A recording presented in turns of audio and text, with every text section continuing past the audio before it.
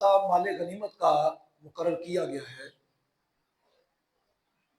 یہ رسول اللہ صلی اللہ علیہ وسلم کی حیات ظاہرہ تک تھا۔ آپ کی حیات ظاہرہ کے بعد یہ واپس مسکین، مسافر اور یتیموں کے لیے رہ گیا۔ فتاوی شامی میں ہے کہ یہ 4 حصے باقی مجاہدین کو ملیں گے، ایک حصے کی جو تقسیم کاری تھی وہ حضور صلی اللہ علیہ وسلم کے حیات ظاہرہ میں تھی، خمس حضور کے دور میں تھا۔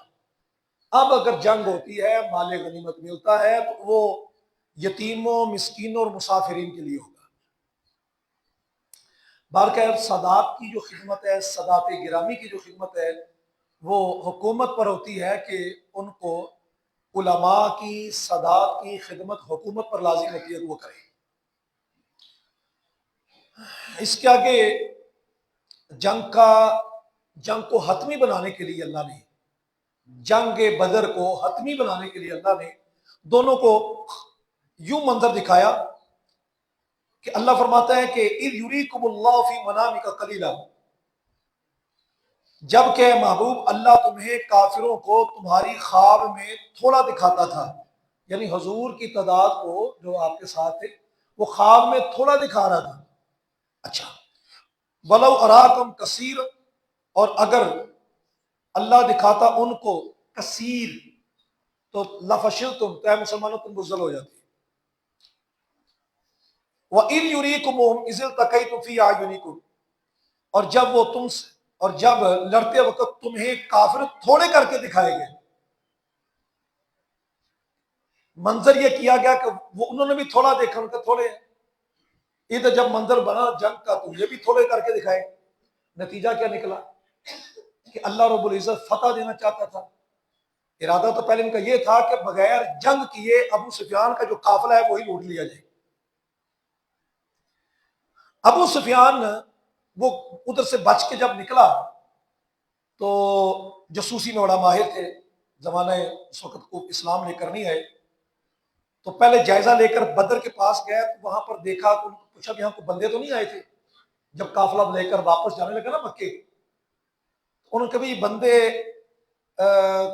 کوئی نہیں دیکھے، وہ بندے مسلمانوں کے تھے جو پہلے جائزہ لے گئے تھے کہ یہ بدر کا کنواں ٹھیک رہے گا، اور ادھر ساری سیٹنگ ساری کر کے چلے گئے۔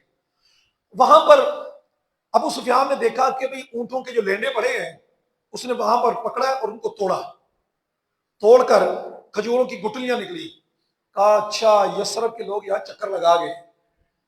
تو نظام جاسوسی میں بڑا ماہر تھے، خیر اس نے راستہ بدلا، وہ جو ساحل سمندر جو سیدھے راستے سے آ رہے تھے ساحل سمندر ہو گئے، اب وہ بچ گئے۔ ادھر سے ابو جہل وغیرہ کو یہ خبر پہنچی کہ تمہارا قافلہ جو لوٹا جانے لگا ہے تو بچا لو، اس کو بچانا چاہتے ہو۔ ابو جہل نے سارے بندوں کو، بڑے بڑے سرداروں کو تیار کرنا شروع کر دیا، تیاری شروع ہو گئی۔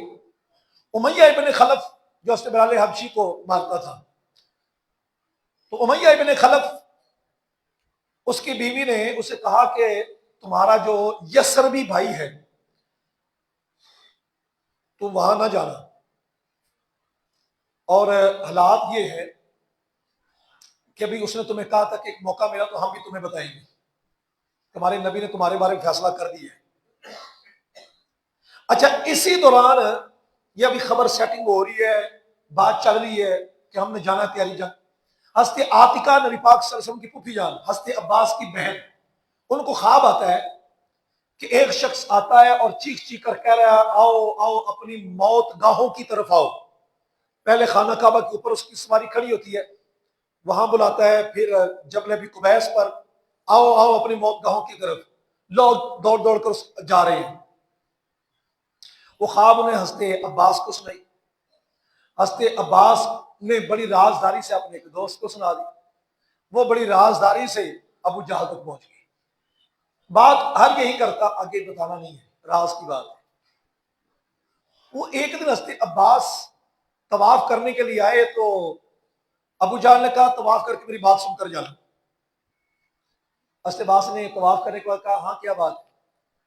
تو ابو جہل کہنے لگا اے عباس، یہ بتا کہ تمہارے مرد نبی ہونے کے لیے کافی نہیں ہے کہ تمہاری بیویاں بھی غیب کی خبریں دینے شروع کر دیں؟ تمہاری عورتوں نے بھی غیب کی خبریں دینا شروع کر دی ہیں، کافی نہیں تھا کہ صرف مرد ہی رہتے؟ حضرت عباس کہتا مجھے سمجھ آ گئی، بات یہاں تک پہنچ گئی، میں نے ایسے ہی تجاہل عارفانہ، میں نے کہا کیا ہوا ہے؟ انہوں نے کہا اس طرح گھر سے خبر آئی ہے کہ بھئی خواب دیکھی گئی ہے۔ اچھا میں پتہ کرتا ہوں۔ اب گھر گئے، گھر بیویوں کو پتہ چل چکا تھا کہ اس طرح مردوں کے اندر بیویوں کی یہ بات ہوئی ہے، اور ظاہری بات ابو جہل یہ شریکہ تھا، اور شریکے کے حوالے سے بات ہو تو بیویوں کو زیادہ مسئلہ ہے۔ انہوں نے گھر جاتے اس کے بعد کو خوب جو کوسا کہ تجھے جواب نہیں دیا گیا، ایسا نہیں کیا کہ اس کے بعد کہتے میں وہیں سے یہ کہتا دڑ بٹ گئی، خاموشا ہو گیا۔ تو میں نے خیر اپنا کوئی بھی طریقہ کار کر کے سائڈ ماری۔ فرماتے ہیں کہ میں آخر جب یہ منظر بنا تو حالات بڑے عجیب سے بننے شروع ہو گئے۔ امیہ ابن خلف کے پاس ابو جہل نے پہلے عتبہ کو بھیجا کہ جا کے اس کو قائل کر، کہ جا کر یہ کہے کہ بھئی جنگ کے لیے جانا ہے۔ وہ کیا ہی ہے کہ وہ بخورے ہوتے تھے وہ جو دھونی کے لیے، تو وہ عموماً بیویوں کے لیے ہوتے تھے، تو وہ لا کر سامنے رکھ دی۔ اس نے کہا یہ کس لیے؟ اس نے کہا چونکہ آپ جنگ کے لیے نہیں جانا چاہتے تو آپ پھر بی بی ہو، تو بی بی پھر گھر میں بخورے لے، چوڑیاں شوڑیاں پہنے، بخورے لے، بس وہ بھڑکایا۔ ابو جہل اس مسئلے میں کاریگر تھا، بندے کو بھڑکانا اس پر ختم ہوتا، شرارتی بندہ بھڑکانے کے معاملے میں بڑا تیز ہوتا ہے۔ وہ خیر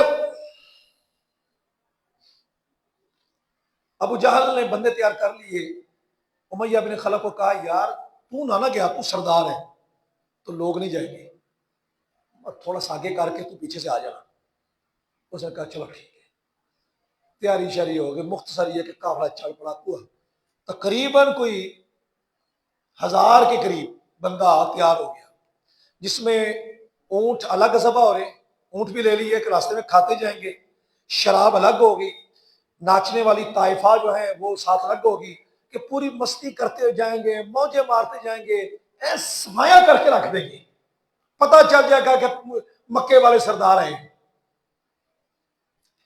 ابو سفیان جو آ رہا تو اسے خبر ملی کہ ابو جہل اس طرح تیاری کر رہے ہیں، وہ بڑا قائم بندہ تھا، سمجھدار تھا۔ اس نے زمزم غفاری، وہ تو خیر پہلے آ گیا تھا، یہ پیغام بھیجا کہ میں بالکل محفوظ ہو گیا ہوں، اب نہیں لڑنا، واپس چلے جاؤ۔ ابو جہل کو خبر پہنچنے کے باوجود بھی کہتا نہیں ایک بار صفایا کر کے آنا ہے، اب ایسے واپس نہیں جانا۔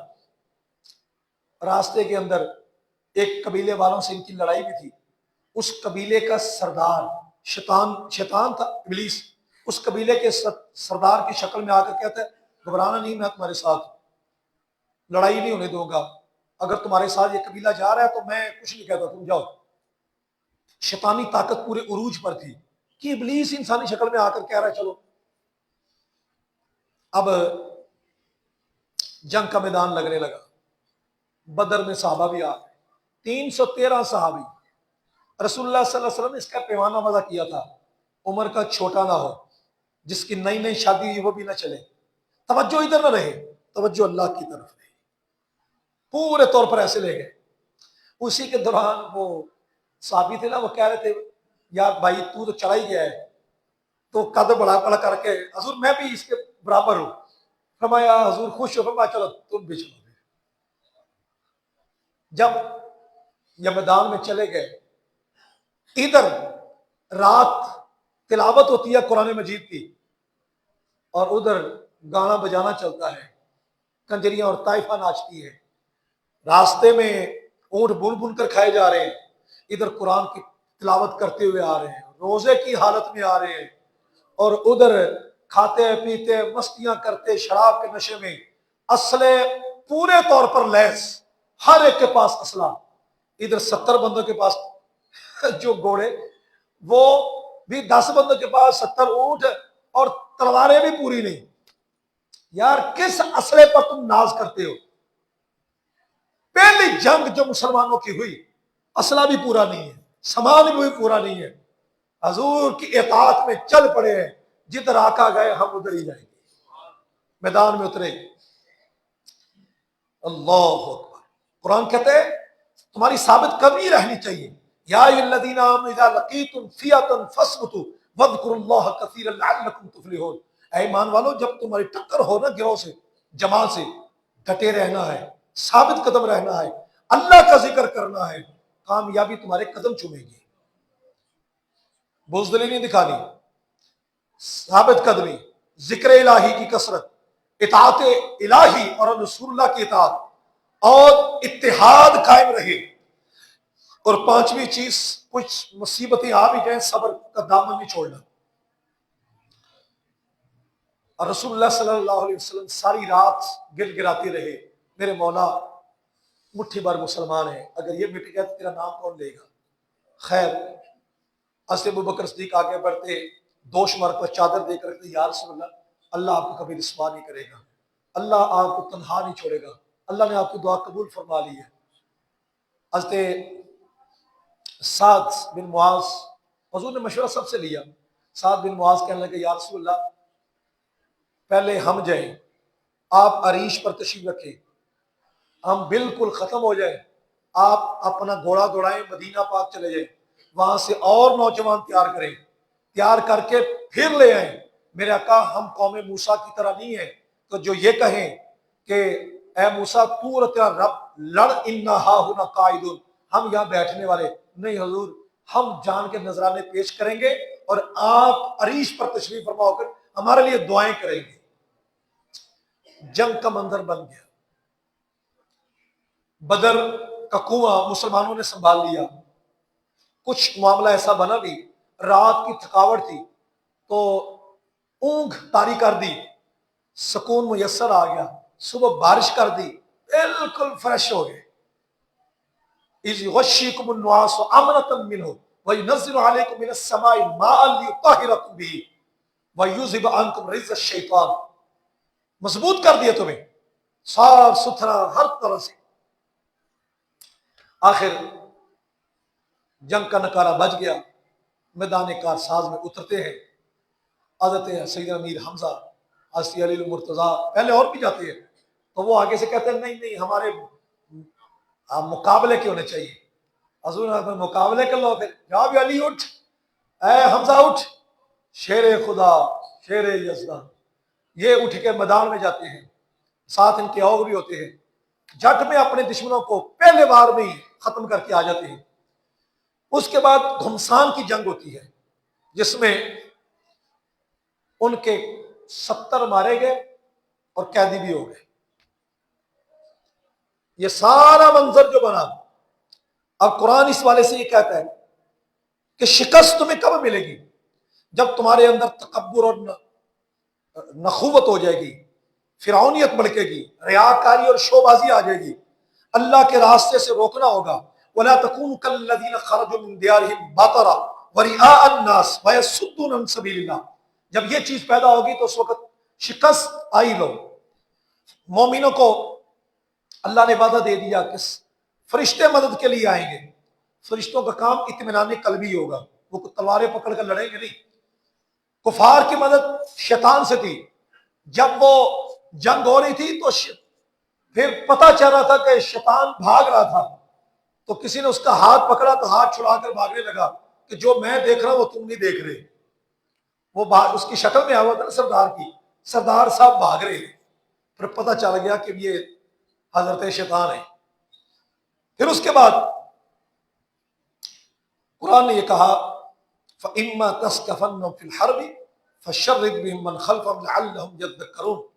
अगर तुम इन्हें कहीं लड़ाई में पाओ तो इन्हें ऐसा कत्ल करो जिससे इनके पसमानदों को भगाओ, पीछे रहने वाले छोड़ो ना, आखिर तक भगा दो। मोमिन के खिलाफ जो दहशतगर्दी है वो हराम है।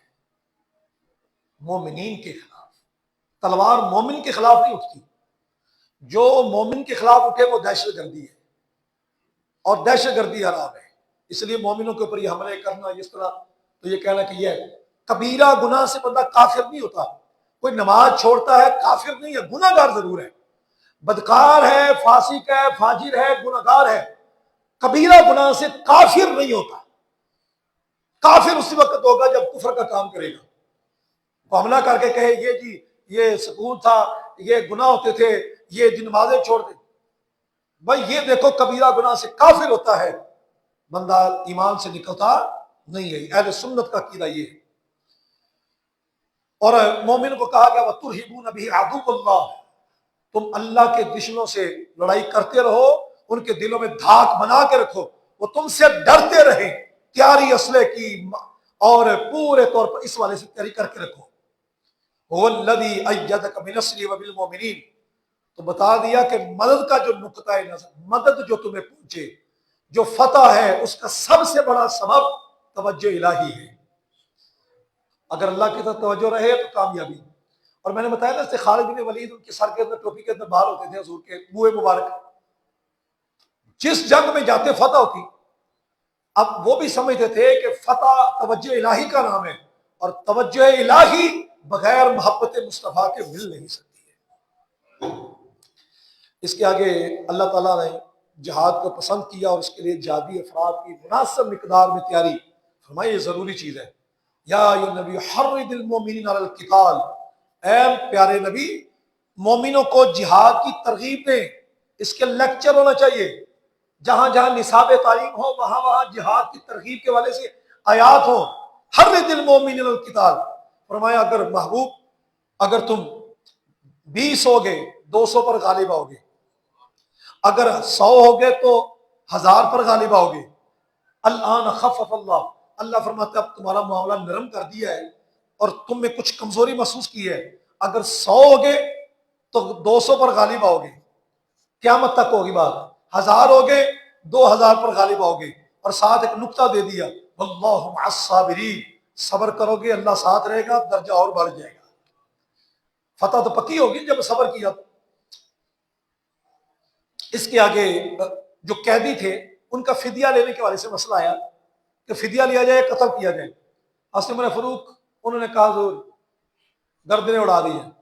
حضرت ابوبکر صدیق سے مشورہ کیا تو عرض کیا حضور جن کو قتل کریں گے یہ بھی تو آپ کے رشتہ دار ہیں، تو اگر فدیہ لے لیں ہو سکتا ہے کل کو اسلام کی دولت میسر آ جائے. اللہ نے فرمایا کہ جو قیدی آ جائیں حتی یسخن فی الارض، حق یہی بنتا ہے تو ان کو قتل کیا جائے، پر میرے محبوب ہم نے تمہیں اختیار دیا ہوا ہے کہ تم حلال بھی کر سکتے ہو حرام بھی کر سکتے ہو. تمہارے منہ سے جو بات نکلی وہ ہو کر رہی، جو تم نے کہہ دیا ہے کہ فدیہ ہی ہوگا وہ فدیہ ہی ہوگا. فَكُلُوا مِمَّا غَنِمْتُمْ حَلَالًا، فَكُلُوا مِمَّا غَنِمْتُمْ حَلَالًا طَيِّبًا، جو تم نے ان سے غنیمت لے لی نا فدیہ میں، کھا لو اب حلال ہے طیبہ تمہارے لیے. پھر آگے سورہ توبہ، اس میں مشرکین اور منافقین کے گٹھ جوڑ کے حوالے سے بات کو بیان کیا گیا ہے. اس کے شان نزول میں 9 ہجری کے اندر جو غزوہ تبوک ہوا وہ سامنے آتا ہے.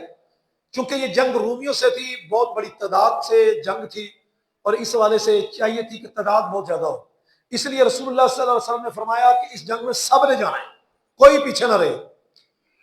تیاری شروع ہوتی ہے، جلال کو حکم آتا ہے برات من اللہ ورسولہ، اللہ کی جو برات ہے، اللہ کے رسول کی برات ہے. الی الذین عاہدتم من المشرکین، مشرکوں سے جو وعدہ تھا، کیوں انہوں نے وعدہ خلافی کی ہے، اب وعدہ ختم، جب قانون پر چلے نہیں ہے تو وعدہ ختم ہو گیا ان کے ساتھ. مشرک اگر اسلامی ریاست میں رہتے ہو تو ان کو فائدہ ہوتا ہے اسلام کے قوانین کا، لیکن اگر خلاف ورزی کریں گے تو سزا بھی ملے گی. اس کے آگے فرمایا گیا کہ حج کے مہینے، حج کے والے سے حرمت والے مہینے ان کے والے سے بات کی. پھر آگے بات کر مسجد حرام کی عظمت کی بات کی. مسجد حرام کی عظمت کی بات کرتے کرتے اللہ رب العزت نے فرمایا کہ یہ جو مسجد ہے بیت اللہ شریف کی، یہ ساری مسجدیں بیٹیاں ہی ہوتی ہیں. کہا یہ مسجد جو ہے یہ بہت بڑا مقام ہے، مسجد کی تعمیر مشرک نہیں کر سکتا، کیونکہ مشرک جو ہوتا ہے وہ اپنے کفر پر قائم رہتا ہے، اور مسجد مومنوں کا مرکزی مقام ہے، رب کی خاص توجہ گاہ ہے. یہاں پر عبادت ہوتی ہے، یہ کفر پر رہتے ہوئے کوئی ہندو کہے یہ میں مسجد بنا کر دیتا ہوں، کوئی سکھ کہے، کوئی قادیانی کہے، نہیں ہو سکتا۔ مسجد اللہ کی رضا کے لیے، پھر یہ بنانے کے لیے گارنٹی کیا ملتی ہے؟ مسجد کی تعمیر جو کرتے ہیں اس کی گارنٹی کیا ہے؟ اللہ فرماتا ہے کہ مسجد کو تعمیر وہی کرتے ہیں من آمن باللہ والیوم الاخر، گارنٹی مل گئی۔ مومن اگر مسجد کی آبادی کرتا ہے، نماز پڑھ کے کرتا ہے، پیسے کے ساتھ کرتا ہے، خیر خواہی کے ساتھ کرتا ہے، زبان کے ساتھ کرتا ہے، تو اللہ فرماتا ہے وہ اللہ اور آخرت کے دن پر یقین رکھنے والے ہیں، نماز قائم کرنے والے ہیں، زکوٰۃ ادا کرنے والے ہیں۔ لہذا مسجد کی تعمیر آباد کاری سے، مسجد میں نماز پڑھنے سے بھی ہے۔ وَلَمْ يَخْشَ إِلَّا اللَّهُ، اور وہ اللہ ہی سے ڈرتے ہیں۔ تو یہ مسجد کے والے سے نظریہ قائم ہو گیا، خاتمہ بالایمان کی گارنٹی مل جاتی ہے۔ پھر اللہ فرماتا ہے کہ اے ایمان والو، اگر تم سمجھتے ہو یہ حاجیوں کو پانی پلانا اور مسجد حرام کی کھیت پر توجہ کرنا، مسجد حرام کے جو چودھری تھے نا وہ کہتے ہیں ہم تو حاجیوں کو پانی چھانی پلاتے ہیں، تو کہا اگر یہ ساری خدمتیں اس کی طرح ہو جائیں جو اللہ اور آخرت پر یقین رکھنے والا ہے، اللہ کے راستے میں جہاد کرنے والا ہے، تو کیا برابر ہو جائیں گے؟ نہیں، لا یستوون عند اللہ، اللہ کی جناب میں یہ برابر نہیں ہے۔ اللہ اکبر، اللہ فرماتا ہے جو ایمان لائے، ہجرت کی اللہ کے راستے میں، مال کے ساتھ، جان کے ساتھ، ان کا درجہ اللہ کی جناب میں بڑا ہے۔ پھر اللہ فرماتا ہے ایمان والو، اپنے آباء و اجداد کے معاملے میں اتنے سخت نہ ہو جاؤ۔ اگر تمہارے آباء و اجداد، تمہارے بیٹے، تمہارے بھائی، تمہاری بیویاں، تمہارا خیش قبیلہ، تمہارے مال جن کی کمائی تمہیں ہر وقت تمنا کرتے ہو، تمہارا وہ تجارت جس کے گھاٹے کا تمہیں خطرہ رہتا ہے، وہ رہائشیں جن سے بڑی محبت کرتے ہو، ایسا پائی پائی جمع کر کے بنائے ہیں۔ اللہ فرماتا ہے یہ ساری چیزیں اگر تمہیں اللہ اس کے رسول سے زیادہ محبوب ہو جائیں اور جہاد فی سبیل اللہ میں محبوب ہو جائے، بس اللہ کے عذاب کا انتظار کرو، اللہ فاسقوں کی قوم کو ہدایت نہیں دیتا۔ آگے غزوہ تبوک کا چونکہ منظر 11ویں پارے میں بیان کروں گا، یہاں اللہ تبارک و تعالیٰ نے حنین کے والے سے بات ذکر کرتے ہوئے اس کا کہ اللہ نے تمہاری بدر میں مدد کی، حنین میں مدد کی، تو جہاں بھی جاؤ گے اللہ پر بھروسہ رکھو کہ اللہ تمہاری مدد فرماتا رہے گا۔ اور مشرک یہ پلید ہیں، حکمی پلید ہیں، اس لیے فرمایا کہ مسجد میں نہیں آ سکتی، انما المشرک نجس فلا یقرب المسجد الحرام، مسجد حرام میں نہیں آئیں گے۔ تو آگے منافقین کا رد کرنا تھا، اس سے پہلے مشرکین جن کا گٹھ جوڑ تھا، اللہ فرماتے ہیں وہ سن لو، یہ جو مشرکین ہیں، پھر منافقین کا بتاتے ہیں۔ یہ مشرکین انہوں نے کہا یہود عزیر ابن اللہ، یہودیوں نے کہا عزیر اللہ کے بیٹے ہیں، عیسائیوں نے کہا عیسیٰ اللہ کے بیٹے ہیں۔ فرمایا دونوں کی بات ایک جیسی، دونوں ہی گمراہ ہے، غلط ہے۔ ان کا ارادہ یہ ہے کہ میرے مصطفیٰ کا چراغ جو روشن ہے اسلام کا وہ بجھ جائے، واللہ متم نورہ ولو کرہ الکافرون، اللہ اپنے محبوب کے چراغ اور روشنی کو پورا کر کے رہے گا۔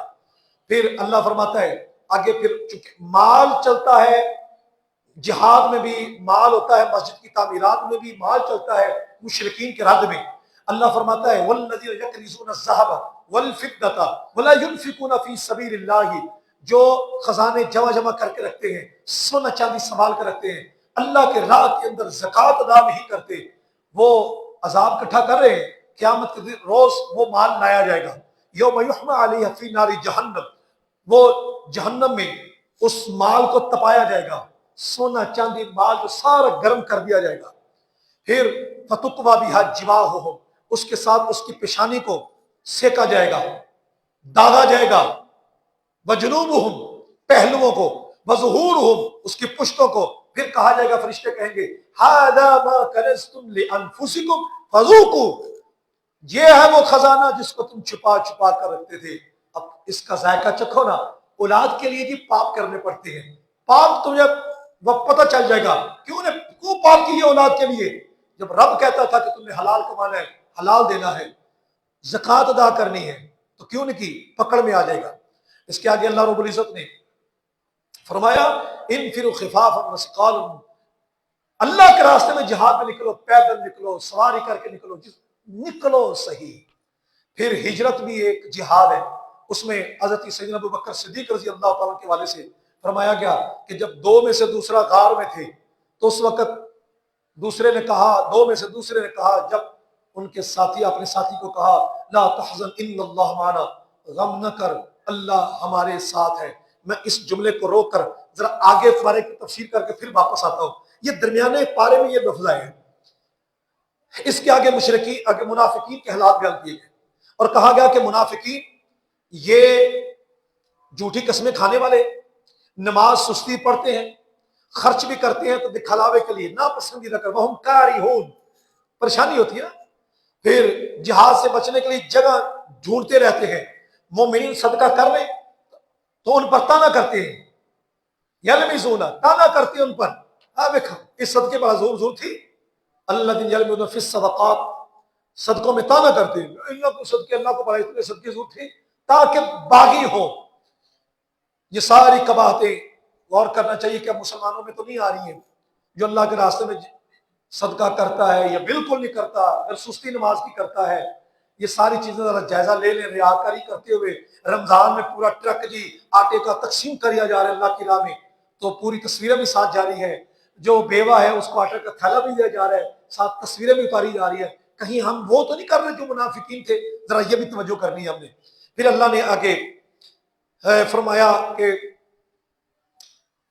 نبی محترم کی ذات کو کانوں کا کچا کہتے ہیں حضور باتوں باتوں میں آ جاتے ہیں راضی کرنے کے لیے. پھر حضور کو قسمیں اٹھانے، یحلفون لکم لترضوا عنہم، محبوب آپ کو راضی کرنے کے لیے قسمیں اٹھاتے ہیں. شاعر اسلام کا مذاق، تنزیہ، پہلا کفر کا فتویٰ اللہ یہاں دیتا ہے. 3 بندے تھے، جنگ میں جا رہے تھے تو غزوہ تبوک کے موقع پر کہا محبوب یہ اس طرح ہے، تو انہوں نے آپس میں باتیں کی ہے، اتنی بڑی پاور ہے آگے، انہوں نے پتہ نہیں لگنا ہے، ایسے ہو جائے گا ایسے ہو جائے گا. فرمایا ان کو بلاؤ. حضور نے فرمایا تم یہ باتیں کر رہے تھے؟ سمجھ گیا بھی اللہ نے بتا دی ہے. تو حضور ہم بس دل بہلانے کے لیے کر رہے تھے، ہمارا کوئی ارادہ برا نہیں تھا. ارادہ برا نہیں تھا تو کام غلط کر لیا ہے، نیک نیتی ہے کام برا کر لیا ہے. سمجھ سے بھلا کرے یار، یہ کیسی نیک نیتی ہے؟ فیصلے غلط ہو رہے ہیں، نیک نیتی ہے، قسم اٹھائی جا رہی ہے، کام غلط ہو رہے ہیں. کہا جی نیک نیتی، ہم پیسے فرشمنٹ لے رہے تھے. رسول اللہ صلی اللہ علیہ وسلم آپ نے فرمایا، اللہ فرماتا ہے لا تعتذروا قد کفرتم بعد ایمانکم، اب عذر نہ بہانے نہ کرو، کافر ہو گئے ہو. نبی کی توہین کی، اتنا اشارہ دیا ہے، کافر ہو گئے ہو. اب تو ایمان لانے کے بعد کافر ہوئے ہو، ایمان لانے کے بعد نبی کی توہین کی اتنی سی، تو یہ کیسے جیت سکیں گے؟ کافر ہو گئے. اللہ فرماتا ہے اب منافقوں کی بات سنو محبوب، منافق آپس میں ایک دوسرے کے یار ہیں، برائی کا حکم دیتے ہیں، نیکی سے روکتے ہیں. نماز کے لیے نہیں آتے مگر سستی کرتے ہوئے، خرچ بھی کرتے ہیں تو بالکل کراہتے ہوئے. ان کی یہ پوزیشن ہے. اور فرمایا جو مومن ہیں ان کی تو یہ شان ہے، آپس میں دوست ہیں، اولیاء بعض و اولیاء بعض، نیکی کا حکم دیتے ہیں، برائی سے روکتے ہیں، نماز قائم کرتے ہیں، قائم کرتے ہیں، زکوٰۃ ادا کرتے ہیں. پیچھے جو زکوٰۃ کے مصارف کو بتا دے، مسکین ہے، فقراء ہے اور عاملین ہے، مؤلفۃ قلوب ہے، مسافر ہے، یہ سارے اللہ کے راستے میں دینا ہے. وہ زکوٰۃ کے مصارف بتا دیے. زکوٰۃ کے مسائل ہم نے کل جمعے پر تفصیلی بیان کر دیے تھے. نماز قائم کرنے والے، زکوٰۃ دینے والے، اللہ اور اس کے رسول کی اطاعت کرنے والے ہیں. اللہ نے مومنوں سے، مومن مرد عورتوں سے جنت کا وعدہ کر دیا ہے. جب ہم سپارے کے آخر میں آ جاتے ہیں پھر اللہ فرما رہا ہے نبی ان کو کوئی کفار اور منافقین سے جہاد کرے، منافقوں سے بھی جہاد، وَغْلُظْ عَلَيْهِمْ، جہاد تو ہوا سو ہوا، اگلی بات ان پر سختی بھی کرے. اور کس طرح کی بات کرنی ہے؟ سورہ توبہ میں ہے ہی بات یہ، جہاد مشرکین کے خلاف، منافقین کے خلاف. محبوب وہ قسمیں اٹھاتے ہیں جو انہوں نے کہا، اور کلمہ کفر انہوں نے اپنے منہ سے کہا ہے، اسلام لانے کے بعد کفر کیا ہے. اللہ نے سارا نکھارا کر دیا، مشرکین کا بھی بتا دیا، منافقین کا بھی بتا دیا. اب منافقین ان کا سرگنا عبداللہ ابن ابی، منافق بوس، اس کے پیچھے سمجھ لے 800-900 سے زیادہ منافق تھے. مر گیا، بیٹا عاشق تھا، یا رسول اللہ میرے ابا جی کا جنازہ آپ پڑھا دیں. رسول اللہ صلی اللہ علیہ وسلم نے ایک لمحہ سوچا، پھر تیاری کر لی. عمر فاروق رضی اللہ کہتے ہیں مجھے نہیں پتا کہ اتنی جرت کہاں سے آ گئی. میں نے نبی پاک صلی اللہ علیہ وسلم کا دامن پکڑ لیا. یا رسول اللہ، اللہ فرماتا ہے استغفر اللہ مولا تستغفر لہم، میرے مولا یہ فرماتا ہے کہ ان کے لیے بخشش مانگے یا نہ مانگے، 70 مرتبہ بخشش مانگے اللہ ان کو نہیں بخشے گا. تو حضور فرماتے ہیں عمر میں 70 مرتبہ سے زیادہ بخشش مانگوں گا. اچھا، یہ نبی پاک صلی اللہ علیہ وسلم جو دیکھ رہے تھے وہ حضرت عمر فاروق کی توجہ نظر اس تک نہیں تھی. نگاہ نبوت اور کیا ہے. جنازہ ہوا، حضور صلی اللہ علیہ وسلم نے اپنی قمیض بھی پہنائی، عبداللہ بن ابی منافق کے منہ میں اپنا آب دہن بھی دیا. سارے منافق دیکھ رہے ہیں. جنازہ ہو گیا. جنازہ ہونے کے بعد اللہ کو حکم آتا نہیں محبوب آج کے بعد نہیں، لا تصلی علی احد منہم مات ابدا ولا تقم علی قبری، نہ ان کے نماز جنازہ پڑھنی ہے نہ ان کی قبر پر کھڑے ہونے. اسی کے اندر ہی فرمایا گیا کہ منافق جو ہے فلیضحکوا قلیلا ولیبکوا کثیرا، مومنوں کو چاہیے کہ ہنسیں تھوڑا روئیں زیادہ. یہ مومن کی خوبی بیان کی. منافق اس کے الٹ کرتا ہے. ان کی خواصیں بھی بیان کر دی اور آگے حکم بھی بتا دیا. اب سوال پڑتا ہے کہ حضور نے جنازہ کیوں پڑھایا؟ فائدہ یہ ہوا جنازہ پڑھانے کا کہ 1000 کے قریب جو پکا منافق تھا پکا مومن ہو گیا. انہوں نے کہا کہ کل کو یہی مسئلہ ہونا ہے، جنازہ تو حضور نہیں پڑھا رہے، تو آب دہن بھی دیا جا رہا ہے. آج لے ان کی پناہ، آج مدد مانگ، مسئلہ حل ہو جائے. قمیض اس لیے دی کہ حضرت عباس جب قیدی ہو کر آئے تھے تو حضور صلی اللہ علیہ وسلم نے چونکہ قد لمبا تھا تو قمیض کسی کی پوری نہیں آتی تھی، تو اس سے قمیض ادھاری لی تھی عبداللہ ابن ابی سے، تو وہ بدلہ چاچے کا پورا کر دیا. اور ایک بات سمجھ آ گئی، میرے نبی پاک کے تبرکات ہو تو یہ فائدہ مومن کو ہی دیں گے، منافق کو نہیں دیں گے. کوئی لاکھ حضور کے منہ مبارک رکھ کر بیٹھا رہے اور دل کا کوڑا ہو، اس کو فائدہ نہیں ہوگا. کیوں؟ میرے نبی کے تبرکات سے فائدہ اٹھانے کے لیے ضروری ہے کہ ایمان ثابت ہو. اور رسول اللہ صلی اللہ علیہ وسلم نے یہ سمجھا دیا کہ میرے تبرکات مومن کو ہی فائدہ دیتے ہیں. حضور کو یہ اختیار تھا کہ اپنے تبرکات میں فائدہ رکھ بھی سکتے ہیں، کھینچ بھی سکتے ہیں. اچھا، یہ منظر ہو گیا. اب اس کے اندر 2 واقعے چھوٹے چھوٹے سے. حضرت ابو عقیل انصاری، ایک ان کو جب پتہ چلا کہ یہ معاملہ جنگ کا ہونے لگا ہے تو ساری رات وہ یہودی کا کنواں چلایا تو کھجوریں ملی. وہ 2 سا کھجوریں لے کر حضور کی بارگاہ میں آ گئے. اتنی پسند آئی حضور صلی اللہ علیہ وسلم کو، سبحان اللہ. الذين يلمزون المتبعين من المؤمنين في الصدقات والذين لا يجدون الا جهدا فيسخرون منهم سخر الله منهم ولهم عذاب اليم. جو منافق تانے دیتے تھے نا صدقے پر، وہ ابو عقیل انصاری کی کھجوروں پر تھا. تو یہ قرآن کی آیت آ گئی. رسول اللہ صلی اللہ علیہ وسلم نے ان کی کھجوروں کو پکڑ کر جتنا بھی مال اکٹھا تھا اس سب کے اوپر تھوڑا تھوڑا کر کے رکھ دیا کہ ساری رات کنواں گھیر کر سارا چلا کر وہ پوری کھجوریں اتنی اخلاص سے لے کر آیا. حضور نے وہ قبول فرما لیا. ساری رات محنت کر کے جہاد کے لیے پیسے اکٹھے کرنا کتنی محبت کی بات ہوگی. پھر آخری آیت میں حضرت عبداللہ بن مغفل کا واقعہ ہے. حضور کے پاس کہتے ہیں حضور میں نے بھی جانا غزوہ تبوک کر، مجھے سواری دے دیں. میرے پاس تو سواری نہیں، ساری تو مصروف ہو گئی. یہ واپس روتے ہوئے جب گئے نا تو اللہ کو ان کی ادا بڑی پسند آ گئی. اللہ فرماتا ہے انما السبیل علی الذین یستأذنونک اغنیاء یستأذنونک وهم اغنیاء. گرفت ان پر ہے جو نہیں جاتے، جو طاقت رکھتے ہیں. رضوا بان یکونوا مع الخوالف، راضی ہو گیا کہ وہ پیچھے رہنے والیوں کے ساتھ، عورتوں کے ساتھ ہو جائے.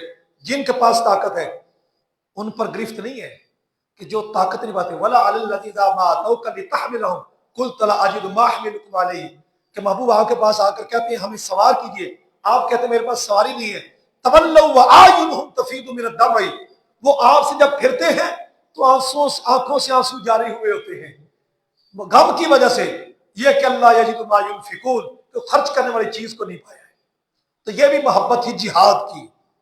अब मैंने कहा था कि मैंने जो हजरत अबू बकर सिद्दीक वाली बात उसको मैं रोक रहा हूं।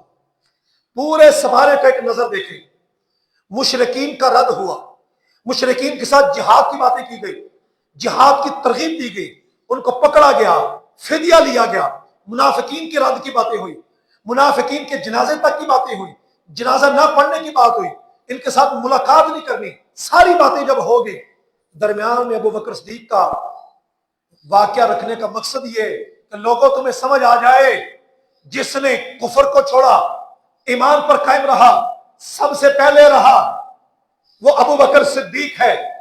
हजूर पर अपने माल की कुर्बानी भी कर दी, जान की कुर्बानी भी कर दी, वफा के जितने अहदो पैमान थे वो अदा कर दिए गए। मुशरिकीन मुकाबले में आए, आप हजूर के साथ रहे, मुनाफिकीन ने गद्दारी की, आप हजूर के साथ रहे, हिजरत हुई हजूर के साथ रहे, गार में गए साथ रहे, मजार में गए साथ रहे, क़यामत का उठेंगे तो हजूर के साथ होंगे। और हजूर ने फरमाया जब हम जन्नत में जाएंगे तो इसी मंजर से जाएंगे, सानी यसनैनी इज़ हुमा फिल गार। तो ये दरमियान में रखने का मतलब ही यही था कि पता चल जाए ये पूरा सपारा वफा और गद्दारी को बताता है कि गद्दारी ये है जो मुशरिकीन ने की, जो मुनाफिकीन ने की है, जो उनके यारों ने की है, और वफा ये है जो सानी यसनैन अबू बकर सिद्दीक ने की है, हिजरत करके, माल की कुर्बानी करके, औलाद की कुर्बानी, हर तरह से कुर्बानी पेश कर दी, कहा सब कुछ हुजूर आप ही के लिए है। वाखिर दावत अल्हम्दुलिल्लाहि रब्बिल आलमीन। अल्लाहुम्मा सल्ली